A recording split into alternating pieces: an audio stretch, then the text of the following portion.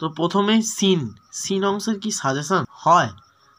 অনেক স্যাররা আমি দেখেছি, ভিডিও দেখেছি যে অনেক স্যাররা বলেন সিন অংশের নাকি সাজেশন হয়। হ্যাঁ, সেটা কি দেওয়াটা ঠিক নয়, তবু সিন অংশের যে ইম্পর্টেন্ট জায়গাগুলো আছে সেগুলো আমি বলছি। প্রথমত 2023 সালে যে পরীক্ষাগুলো হয়ে গেছে, যে পরীক্ষায় যে সিন অংশের যে অংশগুলো এসেছিলো আর কি 2023-এ, সেইগুলো তো হবে না। মানে সেই দুটো, একটা গল্প একটা কবিতা, সেই দুটো পড়তে হবে না। 8টা তো থাকে, দুটো পড়তে হবে না, মানে 6টা পড়তে হবে। তার মধ্যে থেকে যেটা সব থেকে গুরুত্বপূর্ণ সেটা হচ্ছে তোমাদের ফাদার সেলফ। এই যে ফাদার সেলফটা গুরুত্বপূর্ণ, আর তোমার মাই ওন ট্রু ফ্যামিলি এই কবিতাটা, এই দুটো হচ্ছে গুরুত্বপূর্ণ, মানে এই দুটোর ইম্পর্টেন্ট বেশি। এবার চলে আসি আনসিনে কি হয়। আনসিনে মেনলি তোমার প্রবলেমটা হয় ওয়ার্ড নোটসে, কিন্তু আমাদের ক্লাসেস যারা করেছো তাদের সমস্যা হবে না। আমি ইউটিউবে একটা ক্লাস দিয়েছি ভোকাবুলারির ওপরে, ইউটিউবে সেটা করলেও কোনো অসুবিধা হবে না। আনসিনের যে ভোকাবুলারি পার্ট, তো সেখানেও সমস্যা রইল না। আর গ্রামার পোর্শন যেটা,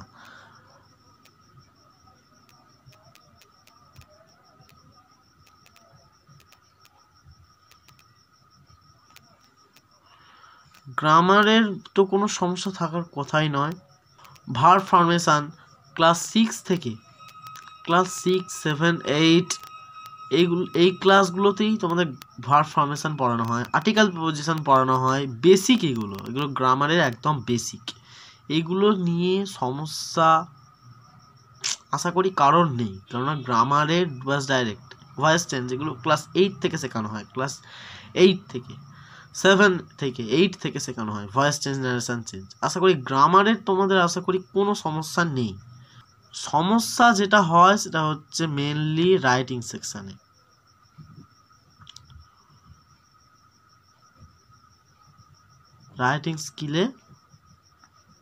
রাইটিং স্কিলেই মেনলি সমস্যা হয়।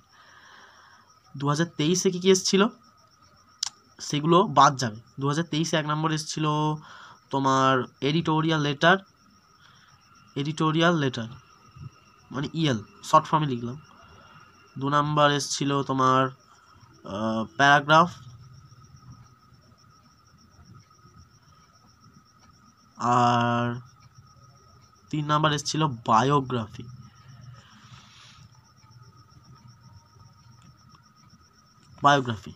এডিটোরিয়াল লেটার তো আসবে না, তার মানে এবারে কিন্তু প্যারাগ্রাফ এটা কিন্তু কাটা যায় না, মানে এটা কিন্তু প্যারাগ্রাফ না আসার চান্সটা খুব কম, আসতেও পারে। বায়োগ্রাফি আসবে না, এডিটোরিয়াল লেটার আসবে না, কিন্তু লেটার রাইটিং প্রত্যেকবার আসে। এডিটোরিয়াল লেটার আসবে না, তো কি লেটার আসার চান্স আছে 2024-এ, মানে তোমাদের মাধ্যমিকে কি আসার চান্স আছে? 1 নাম্বার তোমাদের পার্সোনাল লেটার,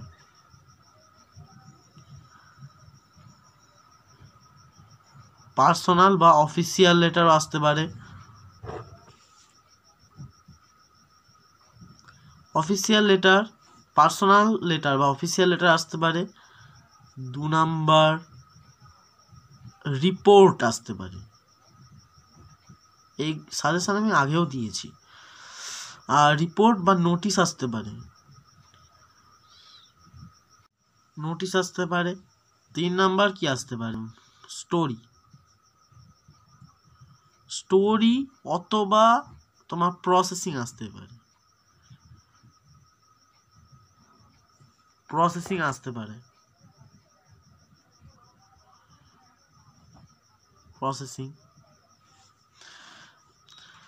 আজকে আমরা একটা পার্সোনাল লেটার, যেটা খুবই গুরুত্বপূর্ণ, এরকম একটা পার্সোনাল লেটার আলোচনা করব, মানে পার্সোনাল লেটার তোমাদের করাবো আর কি।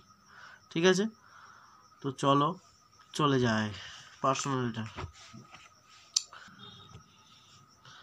Write a letter to your cousin earnestly requesting him to visit your village home and enjoy a festival with you.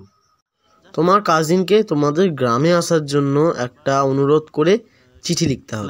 Nadia, NADIA। Nadia.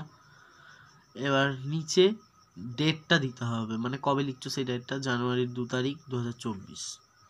কাকে লিখছো, মাই ডিয়ার, কমা দিয়ে একটা দিয়ে আমি দেবুদা দিয়েছি, তোমরা চাইলে তোমাদের ইচ্ছা মতো দিতে পারো। তারপরে এখানে সরে এসে কি লিখেছি না, I have a piece of good news for you, মানে আমার তোমাকে একটা ভালো সংবাদ দেওয়ার আছে। I have stood first in the first unit test, আমি প্রথম পার্বিক মূল্যায়নে ওই যে ফার্স্ট ইউনিট টেস্টে প্রথম হয়েছি। আই এম হ্যাপি, আমি খুব আনন্দিত। প্যারেন্টস আর হ্যাপি, বাবা মাও খুব আনন্দিত। And now the entire countryside looks so happy, এবং এখন যেন সমগ্র গ্রামবাসী খুবই আনন্দিত। দেখো এন্টায়ার, এমন অনেক তো শব্দ থাকতেই পারে যেগুলোর মানে আমরা জানি না, তাই না? তো সেইগুলোর মানে তো আমাদের জেনে নিতে হবে, সেই মুহূর্তেই আমাদের সেগুলোকে মুখস্থ করে নিতে হবে। তো এন্টায়ার মানে সমগ্র, এক্ষুনি মুখস্থ করে নাও। এন্টায়ার মানে সমগ্র, কান্ট্রি সাইড মানে গ্রামবাসী, এটা অনেকেই জানে কান্ট্রি সাইড মানে গ্রামবাসী, কিন্তু এন্টায়ার মানে সমগ্র, এটা অনেকে নাও জানতে পারে। তো আমি সেই জন্য লিখে দিয়েছি। সব সময় এক একটা ওয়ার্ডসের মানে তুমি এখন জেনে গেলে, মানে পরে আর এটাকে তোমার এটা দেখলেই তুমি আর মানে তোমার মনে পড়ে যাবে, তোমাকে সেক্ষেত্রে তখন আর এই ওয়ার্ডের মানে দেখতে হবে না। তো যাই হোক, and now the entire countryside looks so happy, মানে সমগ্র গ্রামবাসী খুব আনন্দিত। ইটস স্প্রিং, এটা বসন্ত। The happy time of the year, এটা বছরের একটা আনন্দের সময় বা আনন্দের মুহূর্ত। Our krishnachura and champak trees are covered with blossoms, মানে কৃষ্ণচূড়া, আমাদের কৃষ্ণচূড়া চম্পক গাছটা ফুলে ভরে গেছে। ফুলে ভরে গেলে গাছ কি সুন্দর লাগে না? তো আমরা সেটাই লিখেছি। There's a lot of colour in nature, প্রকৃতি যেন ওই গাছের, মানে যে গাছে যে ফুলে ভরে গেছে, এমন মনে হচ্ছে যেন প্রকৃতি ওই কালারের বন্যা করে দিয়েছে, এত সুন্দর লাগছে। Holi, the festival of colour is coming, Holi যেটা তোমরা জানো রঙের উৎসব, তো সেটাই আসছে, সেই রঙের উৎসব আসছে। এবার তোমরা প্যারাটা চেঞ্জ করে লিখবে, in the last Holi festival we did not have you in our midst, last যে হোলি উৎসবটা গেল সেখানে আমরা তোমাকে আমাদের মধ্যে পাইনি। আচ্ছা, আমার একটা ভুল হয়ে গেছে, যে দেখো এই লাইনটা আমি ছেড়ে লিখেছি এখানে, এই লাইনটা এখানে না লিখে আমি এখানে লিখেছি, এটা কিন্তু ভুল, এরম করবে না। আমি ভুল হয়ে গেছে, তোমরা এটা করবে না, এখানেই লিখবে, একটা লাইন ছেড়ে লিখবে না, ঠিক আছে? এখানে কিন্তু প্যারা চেঞ্জ করতে বলেছি, তারপরে এখানে আর প্যারা চেঞ্জ করার দরকার নেই, এখানেই লিখবে, আমার ভুল হয়ে গেছে লিখতে। আচ্ছা, পরের লাইনটা কি আছে, it become a colourless colour festival, তুমি আমাদের যে লাস্টের যে হোলি উৎসবে আসনি, সেই কারণে আমাদের কালার উৎসব মানে রঙের উৎসব বর্ণহীন হয়ে গেছে, মানে হোলির উৎসব রঙের উৎসব সেটাই বর্ণহীন হয়ে গেছে, মানে ভালো লাগছিল না। আমাদের কি হয়, কাছের মানুষ যদি কাছে না থাকে তো আমাদের কি ভালো লাগে? ভালো লাগে না। সেরকম করেই একটু ইমোশন দিয়ে মানে এটা লেখা, কিছু না, এটা সহজ, আশা করি এটা মনে রাখার মানে কোনো সমস্যাই নেই। কি লেখা আছে, it become a colourless colour festival, এটা মনে রাখতে কতটুকু সময় লাগবে? 1 সেকেন্ড সময় লাগবে না। এইটা মুখস্থ করা শক্ত নয়, প্রমাণ। এক্ষুনি আমার সঙ্গে সঙ্গে পড়ছো, এক্ষুনি মুখস্থ হয়ে যাবে, ঠিক আছে? তারপরের লাইনটা হচ্ছে, this year you must join in the জুবিলিয়েশন।